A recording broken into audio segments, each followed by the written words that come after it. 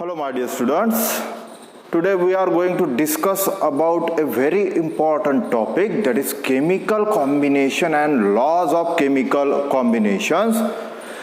So in case of chemistry is what? It is nothing about the study of chemical reactions.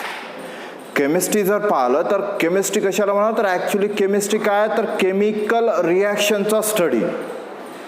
That means one substance reacts with another substance chemically.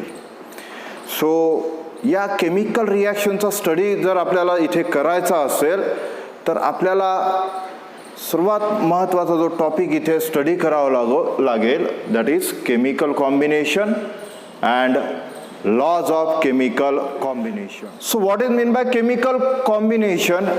So chemical combination is nothing but the process in which the substances or elements reacts with each other to form a compound. जेव्हा एकापेक्षा जास्त substances जे आहेत ते react होतात chemically to form a compound, अशी जी process आहे त्या प्रोसेसला आपण इथे म्हणणार केमिकल कॉम्बिनेशन. सो सिंपल अशी डेफिनेशन सुद्धा आपल्याला इथे करता येते. What is mean by chemical combination? The process in which the elements combine with each other chemically to form compounds is called chemical combination. एक अशी प्रोसेस ज्यामध्ये एलिमेंट्स जे आहेत ते केमिकली कंबाइन होत आहेत. When they combine chemically with each other, there is a formation of product. That product is always known as compound. जेव्हा एकापेक्षा जास्त एलिमेंट कंबाइन होतात केमिकली त्यावेळेस जो प्रॉडक्ट फॉर्म होतो त्याला आपण कंपाउंड्स म्हणत असतो. आणि ती जी प्रोसेस आहे कंपाउंड फॉर्मेशनची त्यालाच आपण इथे काय म्हणणार तर chemical combination. That process is known as chemical combination. So असे सिंपल वर्ड मध्ये आपल्याला इथे डेफिनेशन जी आहे ती याची करता येते. That is the process in which the elements combine with each other. The process in which the elements combine with each other chemically. Most important word in this definition, that is chemically. To form compound. जेव्हा एकापेक्षा जास्त elements जे आहेत ते combine होत आहे एका प्रोसेसमध्ये केमिकली टू फॉर्म कंपाऊंड, तेव्हा त्या प्रोसेसला आपण इथे म्हणतो केमिकल कॉम्बिनेशन. त्या प्रोसेसला काय म्हणतो आपण? That process is known as chemical combination. आणि या केमिकल कॉम्बिनेशनचा जर आपल्याला स्टडी करायचा असेल, दॅट मीन्स केमिकल रिॲक्शनचा जर आपल्याला स्टडी करायचा असेल, how that elements reacts with each other, what conditions are there, हे सगळं जर आपल्याला स्टडी करायचं असेल आणि त्या कंपाऊंडचा फॉर्म्युला जो आहे तो कशा प्रकारे फॉर्म होतो हे सुद्धा जर आपल्याला जाणून घ्यायचं असेल तर त्यासाठी आपल्याला स्टडी करावे लागतात लॉज ऑफ केमिकल कॉम्बिनेशन्स. आपल्याला जर एखाद्या केमिकल रिॲक्शनचा स्टडी करायचा असेल, त्यामधील एलिमेंट्स जे आहेत ते कुठल्या प्रकारे तिथे रिॲक्ट होतात, under what condition these elements reacts with each other to form that product which is known as compound, हे जर आपल्याला इथे जाणून घ्यायचं असेल तर त्यासाठी आपल्याला इथे गरज आहे कशाची? लॉज ऑफ केमिकल कॉम्बिनेशन्सची. आपल्याला काय माहित करून घ्यावं लागेल इथे तर आपल्याला सर्वात आधी स्टडी करून घ्यावं लागेल लॉज ऑफ केमिकल कॉम्बिनेशन्सचा. There are 4 main laws of chemical combination. The first one is law of conservation of mass. पहिला जो दिलेला आहे तो आहे law of conservation of mass. Second one is law of definite composition. Second law is law of definite composition. Third one is law of multiple proportion. Third जो law आहे तो आहे law of multiple proportion. And the fourth one is Guy-Lusac law of combining volume of gases. असे 4 main lodge जे आहेत ते तुम्हाला इथे दिलेले आहेत. Out of these 4 laws, in today's video we discuss about the first 2, that is law of conservation of mass and another one is law of definite composition. The remaining 2 discuss in various videos. Okay, so right now laws of chemical combination मध्ये जे आहे, पहिला जो law आहे तो आहे law of conservation of मास. तो आपण आधी डिस्कस करू. त्यानंतर second law, that is law of definite composition. So the first law of combination, that is law of conservation of mass.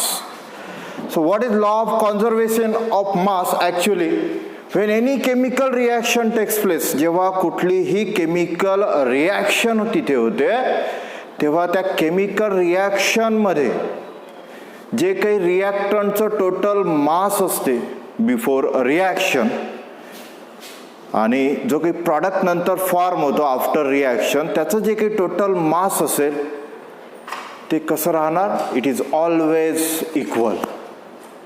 ते नेहमी कसं राहणार? तर ते सेम राहणार. So law of conservation of मास मध्ये तेच इथे सांगितलेलं आहे. What is law of conservation of mass?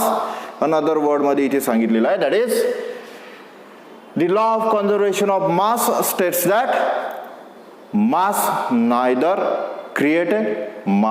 is neither created nor destroyed during a chemical combination of matter. कुठल्याही केमिकल रिॲक्शन मध्ये, केमिकल कॉम्बिनेशन ऑफ मॅटर मध्ये, म्हणजेच कुठल्याही केमिकल रिॲक्शन मध्ये मास जे असेल, टोटल मास, ते क्रिएट सुद्धा होत नाही किंवा डिस्ट्रॉय सुद्धा तिथे होत नाही. That means mass of the chemical reaction, mass of the matter which is present in that chemical reaction, it remains constant. It remains constant.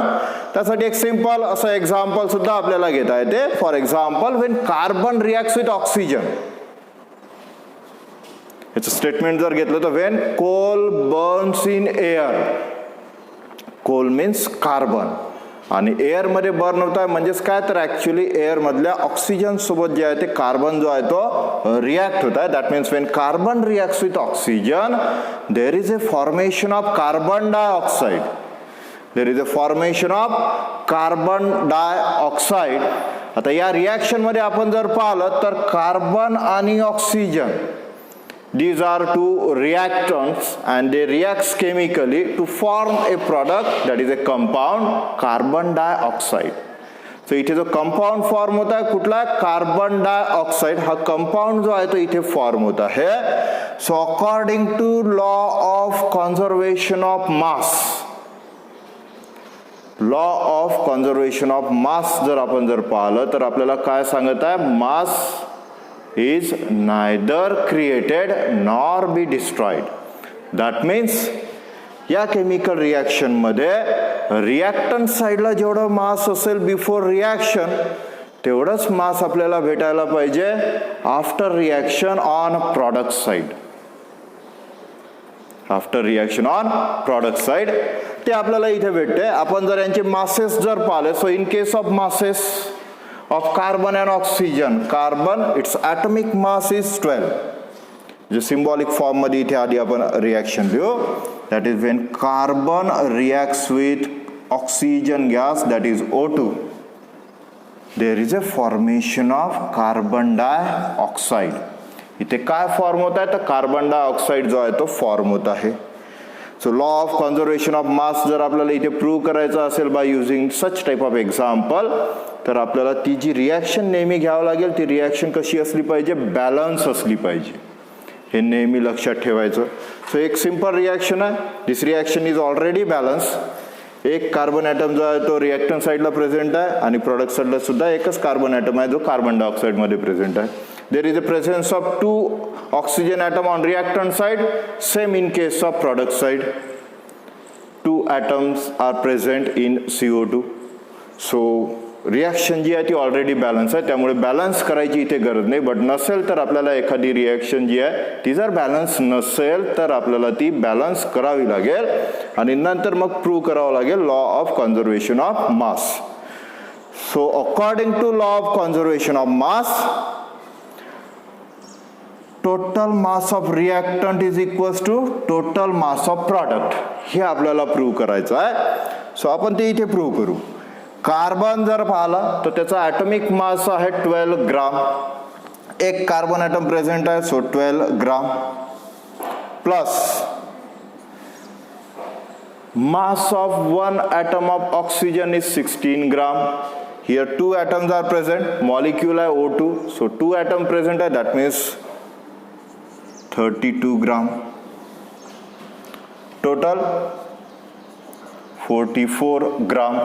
Total जे मास येत आहे ते किती येणार आहे 44 gram. In case of carbon dioxide, product साइडला आपण जर गेलो तर कार्बन डायऑक्साइड हा प्रॉडक्ट जो आहे तो आपल्याला इथे भेटलेला आहे. So CO2, again 1 carbon atom, so 12 plus 2 oxygen atom, that is 32, that is equals to 44. So reactant side 44 gram, product side it is also 44 gram. That means total mass of reactant is always equals to the total mass of product. Total mass of reactant before reaction is always equals to total mass of product after reaction. हे आपल्याला दिसेल and hence the law of conservation of mass is. So law of conservation of mass states that mass is neither created nor destroyed. Simple असा हा law आहे जो Russian scientist लोमोन्सोव जो आहे त्यांनी 1765 ला फर्स्ट टाइम हा लॉ जो आहे पूर्ण जगासमोर जो आहे तो मांडला होता. आणि त्यानंतर फ्रेंच केमिस्ट अँटोनी लॅवेझियर जे आहे त्यांनी स्टडी केला यावर आणि त्याला मॉडिफाईड केलं इन 1783. सो त्याला ऑब्झर्वेशन मध्ये जे आहे ते काय आढळले इथे, तर हा जो कार्बन जेव्हा रिॲक्ट होतो ऑक्सिजन सोबत आणि जो काही प्रॉडक्ट इथे फॉर्म होत आहे कार्बन डायऑक्साइड, तर यामध्ये हे जे रिॲक्टंट आहेत कार्बन आणि ऑक्सिजन यांचं जे काही टोटल मास आहे before reaction, the total mass of reactant before reaction is equal to the total mass of product formed after reactant. तेच आपण इथे प्रूव्ह केलं की हे जे रिॲक्टंट आहेत कार्बन आणि ऑक्सिजन यांचं टोटल मास आहे 44 ग्राम आणि जो प्रॉडक्ट इथे फॉर्म झालेला आहे कार्बन आणि ऑक्सिजनच्या केमिकल कॉम्बिनेशनमुळे दॅट इज कार्बन डायऑक्साइड, त्याचं सुद्धा टोटल मास किती आहे 44 gram. That means mass of reactant equals to mass of product. हेच या लॉ मध्ये जे आहे ते सांगितलं होतं की मास जे आहे it neither be created nor be destroyed. That means it remains constant during a chemical combination of matter. So असा हा सिंपल लॉ जो आहे तो दिलेला आहे आपल्याला, that is law of conservation of mass.